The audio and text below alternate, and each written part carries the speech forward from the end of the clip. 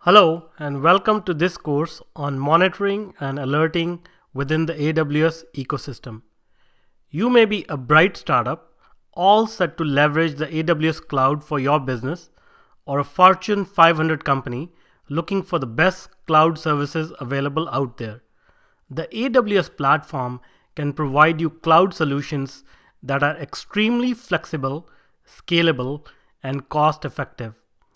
It has multiple tools and capabilities for you to choose from depending upon your business and technical needs.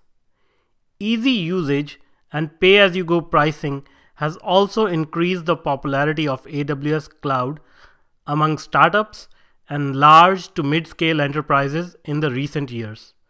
For all these applications, APIs, and other systems running in the AWS Cloud, monitoring these systems and keeping yourself up to date about any errors or exceptions is essential for smooth operations. AWS offers us various ways to monitor our systems and alert us when something goes wrong.